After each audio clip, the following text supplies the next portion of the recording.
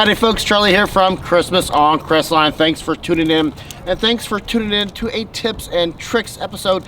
Today I'm gonna show you how I store my icicle lights, making them tangle-free.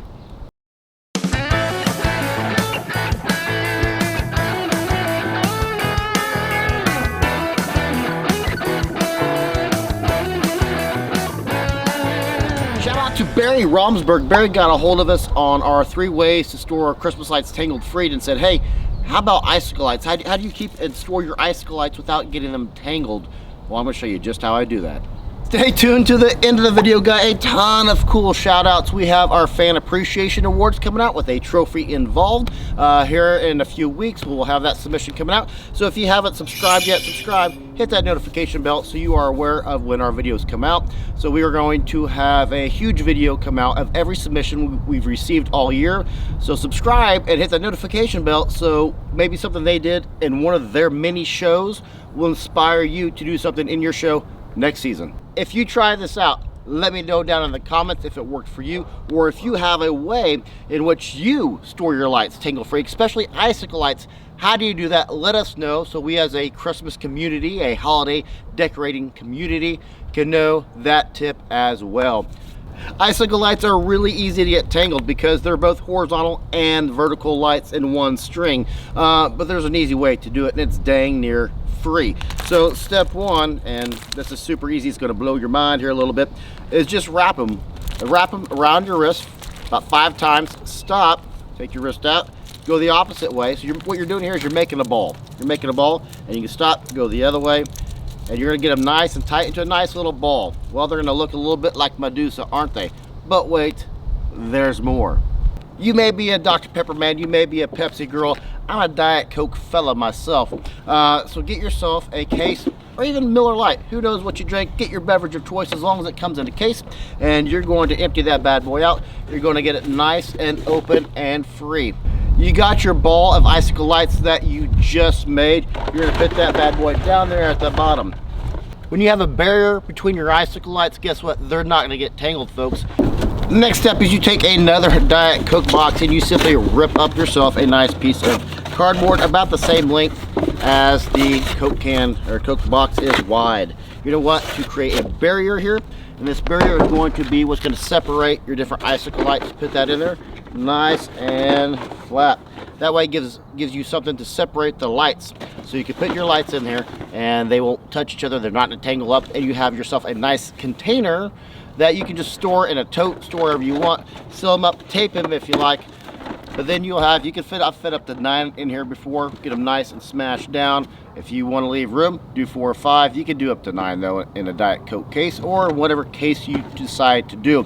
But this will leave your lights tangle free. You put them into a ball, you store them. You're not gonna have to worry about them. You have a nice container here, nice and clean. Put yourself inside of another tote or whatever, however you want to store them. Kind of neat though. You already have the Diet Coke case or Pepsi case or Miller Lite or Bud Light or whatever you drink. You already have that case, so utilize it, repurpose it, and make it work for you, for your Christmas show and how you store your lights. It's always easier to do things right the first time rather than make your future self do more work. So by storing your lights tangle-free, you can get them right back out for that next holiday season, and they're good to go, they're ready to launch, and they're ready for you to get your lights up just a little bit less frustration than what you had the previous year. That's a nice, easy way, inexpensive, dang near free really, because you're already buying the pop or whatever you buy. You already have that on hand, so it's dang near free for you. Try it out. Time for the shout outs. The first holiday lighting shout out today goes to Frank Cash. Frank sent us in this submission, and you can see here, Frank also uses a projector just like I do to add to his holiday display. Another thing Frank does that we also do is Frank also has a photo cutout prop.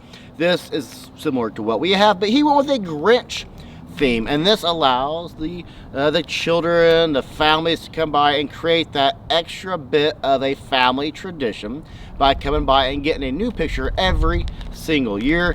Just so neat and freaking cool as all get out. I love photo props. That's probably my favorite part of our show because it does create that family tradition each and every year. Now, if you're a Patreon subscriber like Frank is, you can also vote on this year's winner. So I wonder who Frank's gonna vote for. If you want to have a chance to vote for this year's winner, join us on Patreon, have some fun, get some behind the scenes actions, see how I get up on my roof without a ladder. That I guarantee will surprise you. But yeah, I don't ever use a ladder to get up on my roof, and I get up very easily. So check us out on all things behind the scene on our Patreon page. Next shout out goes to Scott P. Scott P sends us submissions all year round. This year though, he has a few new things in his Christmas light show. You'll notice that tree, that kind of a zigzag style that he made out of a Winfield Collection pattern. We did a video last year about Winfield Collection, and we were going to start diving into that. I had a few hiccups on our end, but Winfield Collection is so neat. Patterns for anything. Another thing Scott also uses is he has the red and green windows. But one thing that I always like, I always appreciate in a Christmas light display is his tree there that has the horizontal and vertical lights both in it. And from a distance, I always think those are some of the just neatest trees that can be in a holiday display. Up next is another Patreon subscriber. Wonder who he's gonna vote for, but Alex Campbell. Alex Campbell sent us in this submission, and you'll notice here, my favorite thing he has in his display is his garage bow. I think that is just the coolest thing. It literally puts a bow on your house, and it's huge and it's awesome, and it's something that most displays don't have. Much like Scott P, Alex also uses a red and green window theme, but for me the bow is what drew my eye and caught my eye the very first time I saw it. Next is Kiwi Christmas. Kiwi Christmas is a brand new contributor to sending us in a submission. This is their first year, and you'll notice they decorated the entryway all nice, elaborate, eye-catching, lights are everywhere. But that's not the creme de la creme of the Kiwi Christmas. The 120 hours that was put into creating this magical Ferris wheel of Christmas light goodness, 120 hours just to do that. And they have promised new submissions next year. You know why? Because you know what, you always got to add, next year always brings the promise of new and creative stuff. Thank you so much to Kiwi Christmas for sending us in that submission. Up next is Doug Murdo. Doug sent us in this submission of his Christmas light display, and you'll notice something about Doug's show. He uses blow molds, he uses pixels, and look at the blue lights over in the windows. Doesn't that just match the roof and make that pop? There's something every show has that's going to be eye-catching, that's going to be, you know, that just little extra bit. But blow molds with pixel lights and this gorgeous blues, I thought that was just a great holiday display.